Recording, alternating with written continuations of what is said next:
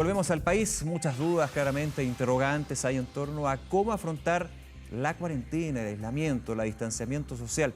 Una de aquellas dice relación con cómo conciliar a aquellos que están en cuarentena preventiva, niños y teletrabajo. Vamos a hablar de este tema, para eso nos acompaña Jorge Escudero, psicólogo especialista de niñez de la ONG World Vision. ¿Cómo estás, Jorge? Abrimos, por supuesto, nuestras redes sociales para despejar todas las dudas a través del hashtag Noticias24. Te damos la bienvenida. ¿Qué tal? Gracias, Nicolás. Muy bien, muy bien.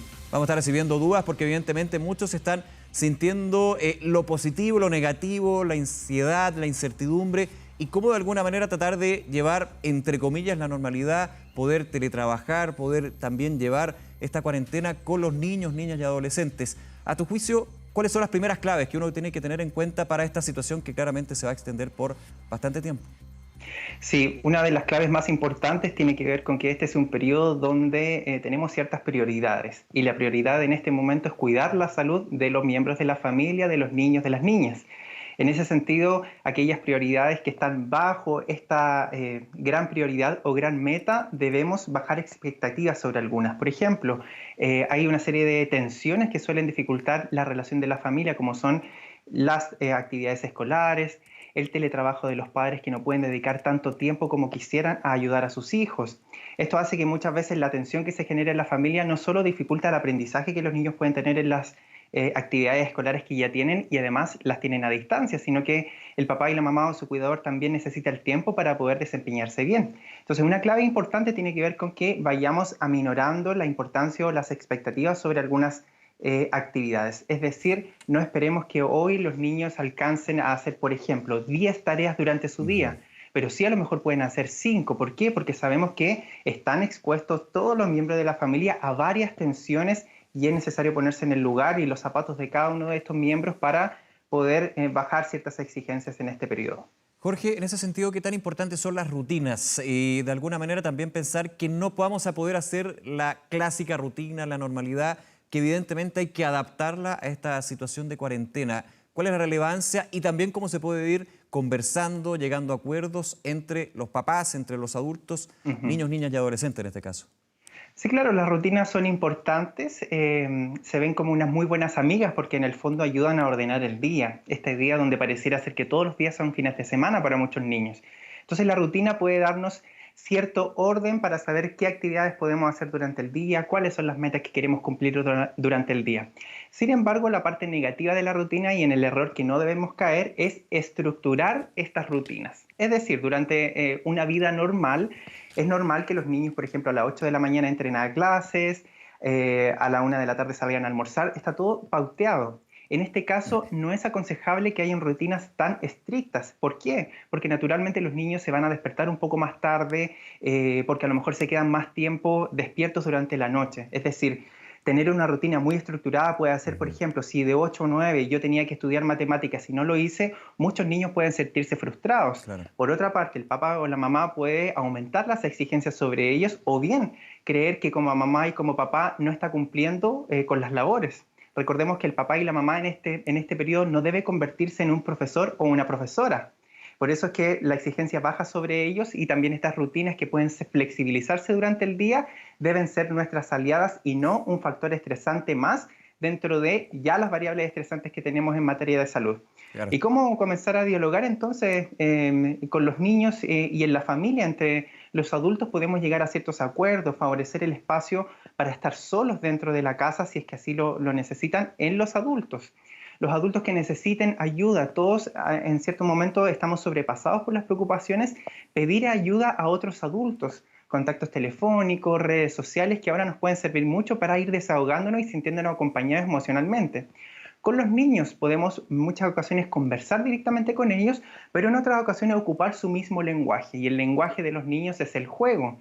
En la casa le podemos dar instrucciones a los niños, validar sus miedos, sacar la rabia y también dar ciertas sugerencias una vez que nosotros empleamos un idioma similar a ellos. Sí, abrimos, por supuesto, ya lo comentábamos al comienzo de esta conversación, la posibilidad de que comenten, que nos hagan preguntas para poder ahí charlar con Jorge Escudero Bello, psicólogo especialista en niñez de ONG World Vision. Tenemos a Diego, que nos comenta lo siguiente, nos pregunta, ¿cuál es la mejor forma de explicarle a los niños lo que sucede tanto en Chile y en el mundo y las posibles consecuencias de esta pandemia? Es una pregunta súper buena que hace justamente Diego, porque estamos tratando de generar nuevas rutinas, de alguna manera bajar la ansiedad, pero los niños son esponjas, los niños son curiosos de por sí y evidentemente primero preguntan por qué le están encerrados, por qué lo que se ve en la televisión, en las redes sociales. ¿Cómo se puede comentar, cómo se puede explicar lo que está pasando con esta pandemia, Jorge?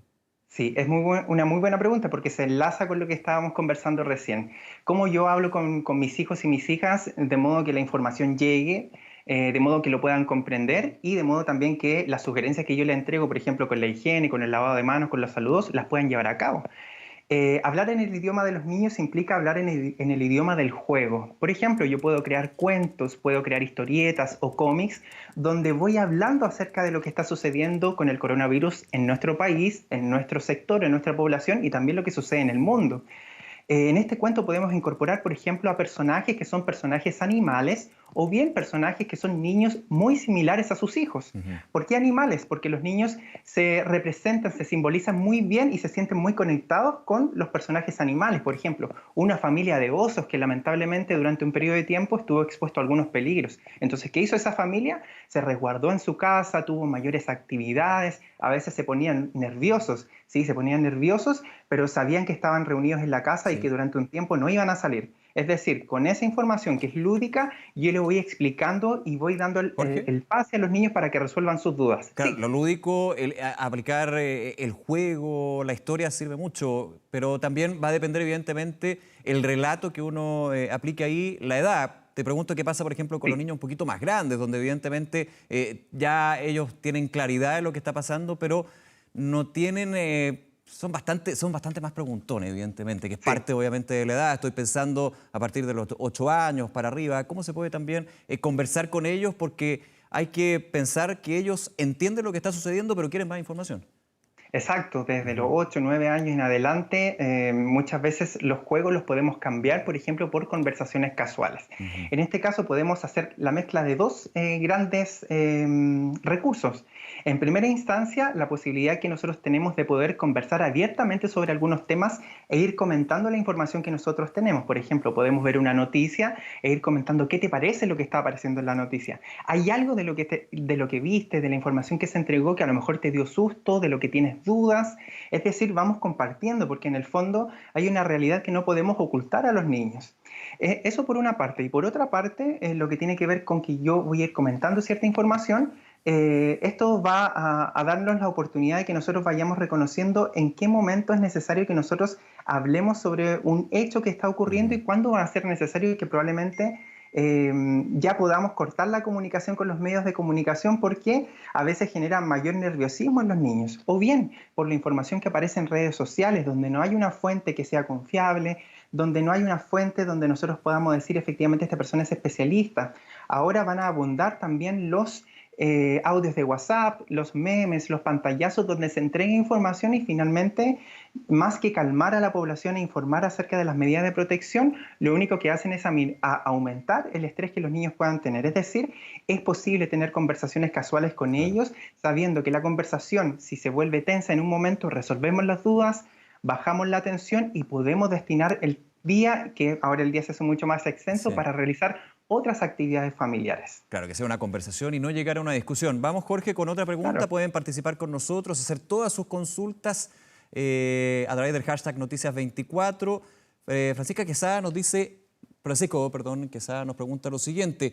Muy atareado con el teletrabajo. ¿Cómo lidiar con las ganas de atención que mi hija demanda? Y ¿sabes qué? Es un tema que se repite mucho porque uno tiene que estar produciendo, estar al día con el trabajo, con rutinas también que para los profesionales van cambiando evidentemente. Y el hecho de estar en la casa, estar con la familia, con los niños, el niño evidentemente puede ser, te va a seguir a todos lados, sabe que está en la casa, así que evidentemente no hace ese cambio entre mi papá está en el trabajo, pero está en mi casa. ¿Cómo poder lidiar cuando, como nos pregunta ahí nuestro amigo, su hija lo demanda cada rato? Sí, exactamente. Primero, yo siento que es necesario validar esta sobreexigencia que los papás están teniendo. Los papás y las mamás en este momento están tratando de dar lo mejor que tienen a sus hijos, pero al mismo tiempo están tratando de dar lo mejor que tienen a sus trabajos, porque gracias al trabajo es que finalmente se puede mantener el hogar. O bien otros papás y mamás que no están trabajando en la casa, pero sí tienen que salir a trabajar afuera, y eso supone también una preocupación más, una atención más. En la casa, medidas sencillas que se pueden tener, por ejemplo, delimitar los espacios en los cuales los niños se van a mover, por ejemplo. Vamos a designar un lugar de la casa, este rincón va a ser un rincón donde vamos a guardar tus juguetes, es decir, este va a ser tu rincón, un lugar que tiene un aroma agradable, música que a ti te gusta, es decir, vas a poder quedarte aquí. Hay papás que también tienen espacios donde pueden delimitar el acceso donde pueden estar los niños, entonces eso le da mayor seguridad acerca del lugar donde están los niños para poder ir monitoreando. Es decir, hay una sobrecarga que tiene que ver con el trabajo y con ir observando a los niños, pero ir mostrándole que hay ciertos límites durante el día e informarles también. Por ejemplo, es posible decirle en este momento yo me voy a sentar a trabajar, voy a estar aquí en el computador y necesito que también puedas ayudarme en este proceso porque necesito guardar silencio para poder concentrarme bien. Hacerlo ¿Te parece partícipe, si tú armas digamos. el puzzle? Claro, hacerlo partícipe porque los niños de alguna manera igual se dan cuenta que su papá y su mamá están atendiendo a muchas tareas. Y lo más probable es que los niños a veces cuando no tienen suficiente información empiezan a rellenar estos vacíos de información con ideas que ellos ya tienen preconcebidas. Por ejemplo, muchos pueden decir, ¿será que mi mamá ya no me quiere? ¿Será que quiere más a mi hermano o a mi hermana? ¿Será que hay algo en el computador que le llama mucho más la atención que yo? Entonces, para sacar esas ideas, mejor informémosles. Voy a estar trabajando, tú mantente ahí, si necesitas algo, me avisas si es urgente, pero yo voy a estar atento a lo que sucede y también estoy atento al trabajo. Puede ser una estrategia también para bajar esta tensión que muchos padres tienen. Jorge, te hago una pregunta y yo creo que muchos que nos ven a esta hora también le ha pasado esa tentación, esa salida fácil de utilizar la tecnología, pero en un tiempo prolongado. Celulares, tablets, la televisión, que claro, digo que es una tentación porque evidentemente cuando los niños ya se aburren o quieren hacer algo, lo más fácil es prender el dispositivo. ¿Cómo se va manejando eso? Porque tiene sus pros y sus contras. El pro, evidentemente, es la posibilidad de que estemos todos en armonía, pero cuando se va haciendo una rutina, una costumbre, claramente se está desaprovechando esta instancia que puede ser también muy positiva. Claro, ahí podemos hacer un 50 y 50. ¿Cuál es el primer 50? Y tiene que ver con que durante este tiempo a lo mejor podemos hacer actividades que no involucren necesariamente la tecnología. Una parte es el 50, por ejemplo, invitar a hacer manualidades, hacer actividades juntos, juegos de mesa. Es como lo que ya se ha sugerido en muchos medios, es decir, realizar actividades donde los niños puedan mantenerse concentrados en algo que no necesariamente les implica estar conectados al celular o al tablet. El segundo 50% tiene que ver con lo que señalábamos al inicio, es decir, ahora podemos bajar las expectativas, bajar las exigencias. Si mi hijo en un momento ocupaba el celular y yo sabía que eso podía dañarlo, sé que en este momento no estamos viviendo una vida normal. Claro. Esta no es nuestra vida habitual. Entonces es posible que a lo mejor se permitan ciertas licencias para poder realizar distintos juegos. Sepamos que la exposición, por ejemplo, a la televisión en los niños no es algo que los va a afectar de una forma negativa y perjudicial permanentemente. Es decir, yo puedo estar viendo una película con mis hijos y ser un mediador entre la película y mis hijos. ¿Qué te parece lo que estás viendo? ¿Te dio susto algo? ¿Qué opinas sobre lo que está sucediendo? Es decir, también estoy viendo una película, sí estoy frente a la televisión, pero también estoy generando este vínculo que tiene que ver con un vínculo familiar en el que a lo mejor en otro momento no lo podíamos hacer. Entonces, por una parte, privilegiar actividades que a lo mejor no necesariamente involucran tecnología, pero si llegamos a la tecnología, sepamos que es un aliado en estos momentos y que podemos flexibilizar algunas rutinas que en otros momentos de mayor calma sí se tenían. Bien, Jorge Escudero Bello, psicólogo especialista en niñez de la ONG World Vision, nuevamente muchas gracias por acompañarnos y también a quienes nos envían sus preguntas al hashtag Noticias24 en temas tan importantes en estos tiempos. Que esté muy bien, nos vemos. Muchas gracias. Gracias, buenas tardes.